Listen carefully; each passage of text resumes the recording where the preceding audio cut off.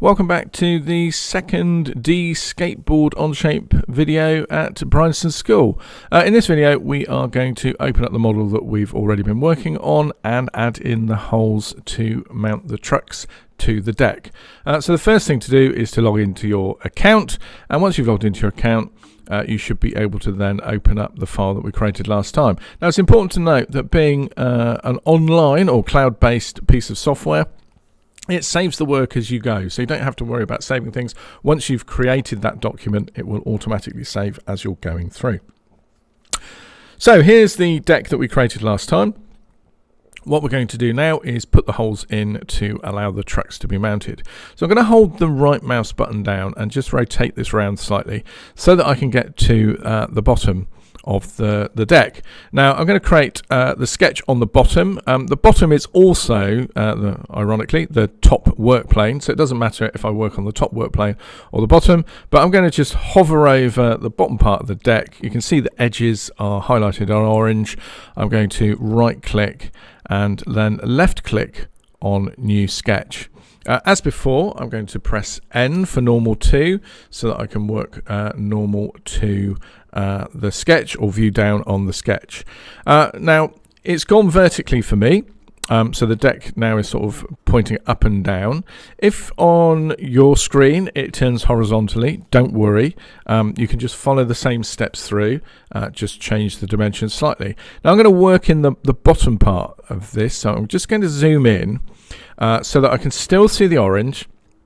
Sorry, the origin, so highlighted there in orange, and I'm working on the lower half of the deck, if you like, lower half of the screen of the deck, and I'm just going to draw a circle. So I'm going to pick the center point circle tool. It's worth noting that under the different tools there are different options. If you click on the little arrow, sometimes things are hidden underneath, especially if you're working on a smaller screen. But if you're using the nice big screens in school, you shouldn't have a problem with this. Maybe if you're working at home on your own laptop, you might need to bear this in mind. But I'm going to go for the center point circle, and I'm going to come down over sort of to the sort of bottom left-ish of the deck, and I'm just going to left click to place the center of the circle, and then just drag it out, or move the mouse, I suppose, out, and then left click again. So I'm not holding the left mouse button down. I've left click to place the center, left click to place the circumference of the circle, and I've done it nice and big so it's nice and clear for you to be able to see. What I'm going to do now is draw a second circle. What's important is that I line up the center of this circle with the circle I've already drawn. So I'm hovering the mouse over the circle until I get to the center, and you can see that it's highlighted the center of that circle in orange. And I'm just going to move up now, and you can see that there's an orange dotted line appearing. And because I've tried to pick it up, if I come off, it will come back on again as I hover over. And then I'm just going to left click to place the center of another circle and drag that out, and we'll move the mouse button and then left click to place the circumference. Doesn't matter that they're different sizes, we will dimension that now. So I'm going to use the dimension tool like we did before, and I'm going to pick up the edge of the work plane going through the origin. I could also pick up the origin, but I'm just going to pick up the edge of the work plane, and I'm going to come down to the first circle that we drew and pick up the center of that circle, left click, come over to the side out the way, and left click to place the dimension. Now I want that to be 250 millimeters, 250 millimeters, so I'm going to press that. As you see, it's moved, and this circle has followed it a little bit. I also want that to be 21 millimeters in from the center of our deck. So again, I could go from the origin, or I can go from the edge of this work plane and go back to our original circle, and up here place the dimension, and I'm going to type in 21 and hit return. And as you can see, the other circle has followed it because we put a constraint in there effectively by making sure that the centers were aligned. It's moved over. We now want a distance of 63 millimeters between those two circles.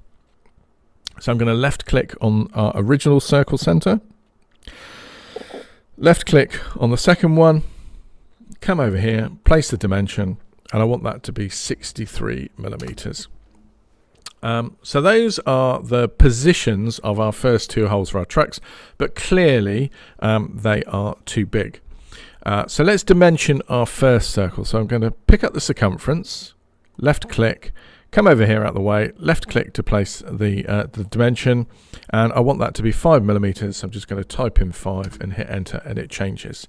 Now I could do the same with this circle. I could dimension this one to 5 millimeters as well, but what I'm going to do is use a constraint. So I'm just going to zoom in so you can see a little bit more clearly. So I've just used the scroll wheel on the mouse again to allow you to do that, and I'm going to use the equals constraint over here. So I'm left clicking on the equals constraint, and what I'm basically saying is I want whatever constraint I've put on there to be equal to the constraint on here, and in this instance it's a dimension of 5 millimeters.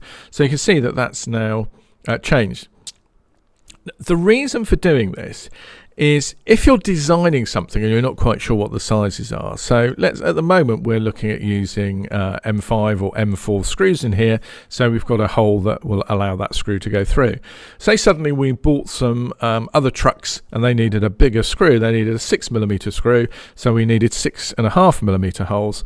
What we could do is we could go back to this dimension, we could double click on that one dimension, change that to 6.5, and both of them would update and change. So we're only having to change one dimension, but all of the holes that needed to be that size are changing. Let's put that back to 5. So we've got these two holes. There are 4 holes in our trucks. So let's put the other 2 holes in, and what we can do if we zoom out, we can mirror that over this work plane. So let's use the mirror tool. Select a mirror line, so we're going to pick the edge of that work plane there, and then we're going to pick the 2 holes, and we can just drag a box over those 2 holes and they appear there.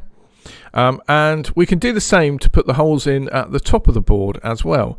So if we zoom out and then zoom back in so that we can see the holes that we've drawn, so I need to turn off the mirror tool, then turn the mirror tool back on again because it wants a new mirror line now. So I can select the edge of this work plane, and then I can select these 4 holes just by dragging a box over them by holding the left mouse button down, and we've got those holes as well. Well, at the moment all we've got, of course, are the circles where we want the holes to be. Let's add a feature to put those holes in. So we're going to use extrude. And if I just hold the right mouse button down and spin that around, you can see that it wants to add something in, and it thinks, oh, that's going to be the direction you want. What we actually want to do is we want to remove. So I'm going to left click on remove over here, and now it's gone, aha, okay, you need to go in the other direction for there to be something removed. It's defaulted to 25 millimeters, and because our board's only 10 millimeters, that's fine. It's sort of shooting through, so we can leave that as the default. And we can left click for that to be okay, and then right click and we'll go back to isometric, and you can see that the holes go through. Now this might be a good time to take a screenshot to put into your portfolio, and if we want to remove the work planes here for a cleaner screenshot, if we come over to the left hand side, we can left click on the little eye icon, and that moves or hides those work planes. And we can also do the same for the origin, so that the origin doesn't appear in the middle. We can left click there, and you've now got a nice clean model of the board that you can take a screenshot of to put into your portfolio. That's it. That's the end of the second tutorial. Hopefully you found that relatively straightforward and easy. Hope you've enjoyed modeling. I'll see you in the next video where we look at making the little gasket that goes between the deck and the trucks. See you next time.